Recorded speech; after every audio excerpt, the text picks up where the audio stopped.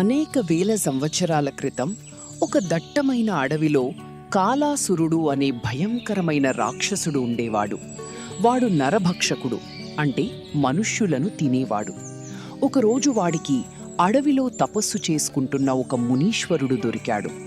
మునీశ్వరుణ్ణి చూడగానే కాలాసురుడు నోరూరుస్తూ లాలాజలం కార్చుకుంటూ ముందుకు వచ్చాడు. హహహా, ఇవాళ నాకు మంచి విందు దొరికింది. ఓ ముని, నిన్ను నమిలి మింగేస్తాను. ఓరి రాక్షసుడా, నన్ను తినడం వల్ల నీ ఆకలి తాత్కాలికంగా తీరుతుందేమో కాని నీ పాపం పోదు. నా తపశ్శక్తితో నిన్ను ఇప్పుడే భస్మం చేయగలను. కాని అందువల్ల నా తపస్సు భంగమై నేను మళ్లీ 100 ఏళ్లు తపస్సు చేయవలసి ఉంటుంది. కిందటి జన్మలో ఎంతో పాపం చేసుకుని ఈ జన్మలో రాక్షసుడిగా పుట్టావు. నన్ను వదిలిపెట్టావంటే నీకు ఎంతో పుణ్యం వస్తుంది. పుణ్యమా? ఈ రాక్షస జన్మ నాకు కూడా నచ్చటం లేదు. ఈ జన్మ పోవటానికి నేనేం చెయ్యాలో చెప్పండి మునివర్యా. మునీశ్వరుడు తనలో తాను ఇలా ఆలోచించుకున్నాడు. వీడు రాక్షసుడు, మనుష్యులను తినడం పూర్తిగా మానమంటే మానడు. అయితే ఈ కలియుగంలో నిజమైన పుణ్యాత్ములు దాదాపు లేరని చెప్పాలి. అందుచేత కేవలం పుణ్యాత్ములను మాత్రమే తినాలని వీడికి నిబంధన విధిస్తే వీడు తప్పనిసరిగా నరభక్షణ మానవలసి వస్తుంది. ఇలా అనుకుని ముని రాక్షసుడికి ఒక ఉపాయం చెప్పాడు. కాలాసురుడా, నువ్వు మనుష్యులను తినడంలో విచక్షణ చూపడం లేదు. మనుష్యులలో పుణ్యాత్ములుంటారు, పాపాత్ములుంటారు. కుళ్ళిన ఆహారం తింటే వంటికి ఎలా కీడో, పాపాత్ములను తిన్నా అలాగే కీడు జరుగుతుంది. వాళ్ల పాపం నీకు చుట్టుకుంటుంది. అందుచేత నువ్వు కేవలం పుణ్యాత్ములను మాత్రమే తిను. కాని మునివర్యా, ఎవరు పుణ్యాత్ములో ఎవరు పాపాత్ములో నాకెలా తెలుస్తుంది? ఇదిగో ఈ హారం తీసుకో. దీన్ని నీ మెడలో వేసుకుని నువ్వు ఏ మనిషినైనా తాకినప్పుడు వాడు పుణ్యాత్ముడైతే ఈ హారం పచ్చగా మారుతుంది. అదే వాడు పాపాత్ముడైతే హారం ఎర్రగా మారుతుంది. ఎర్రగా మారితే వాణ్ణి వదిలి పచ్చగా మారితేనే తిను. కాలాసురుడు ఆ హారాన్ని మెడలో వేసుకున్నాడు. వెంటనే మునీశ్వరుణ్ణి తాకాడు.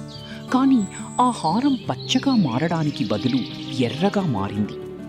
ఇదేమిటి మునివర్యా, నువ్వు మునివి కదా, హారం ఎర్రగా మారింది అంటే నువ్వు పాపాత్ముడివా? నిన్ను తినను, పో. రాక్షసుడు మునీశ్వరుణ్ణి వదిలి వెళ్ళిపోయాడు. కాని ముని మనసులో తీవ్రమైన అలజడి మొదలైంది. అయ్యో, నేను రాక్షసుడికిచ్చిన సలహా వల్ల నా పుణ్యమంతా పోయి పాపం చుట్టుకుందా? నేను పొరపాటు చేశానా? ఎన్నో ఏళ్లుగా చేసిన తపస్సు వ్యర్థమైపోయిందా? దీనికి సమాధానం తెలుసుకోవాలి. మునీశ్వరుడు తన అనుమానాన్ని నివృత్తి చేసుకోవడానికి మరొక అరణ్యంలో తపస్సు చేసుకుంటున్న తన గురువుగారి వద్దకు వెళ్ళాడు. ముని బాధనంతా విన్న గురువుగారు చిరునవ్వు నవ్వి ఇలా అన్నారు. వత్సా, నీ అనుమానం తీర్చగలవాడు లోకంలో ఒక్కడే ఉన్నాడు. అతని పేరు చిరంజీవి. ప్రస్తుతమాయన విష్ణుపురంలో ఉంటున్నాడు. నువ్వతని వద్దకు వెళ్ళు, నీకు మార్గం దొరుకుతుంది. మునీశ్వరుడు విష్ణుపురం వెళ్లి చిరంజీవిని కలుసుకున్నాడు.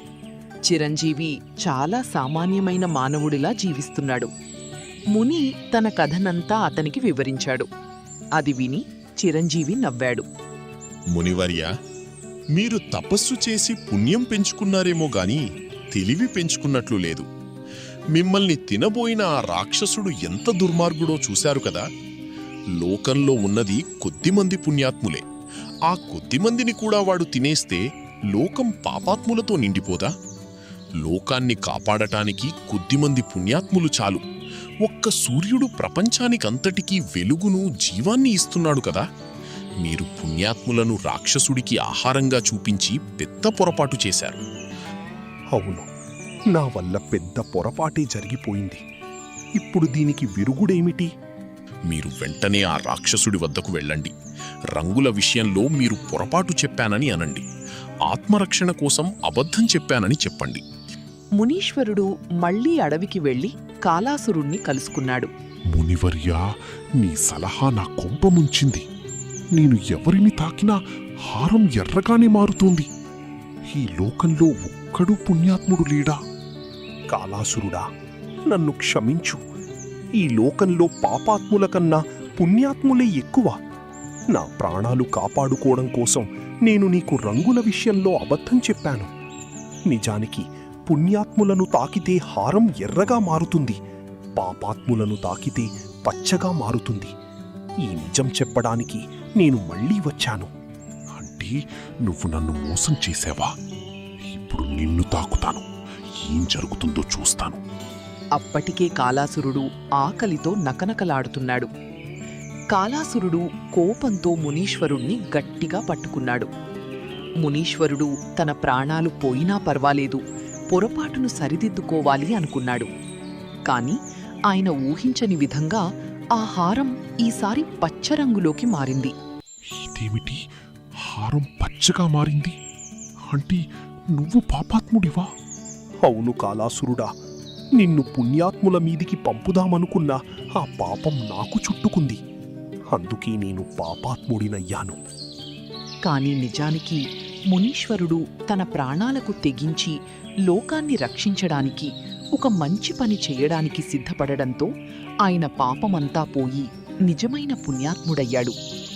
కేవలం అడవిలో కూచుని చేసే తపస్సు కంటే సమాజానికి మేలు చేసే పనులే గొప్పవని మునికి అర్థమైంది. ఆయన చిరంజీవి వద్దకు వెళ్ళి మంచి పనులు చేస్తూ కాలం గడపాలని నిశ్చయించుకున్నాడు.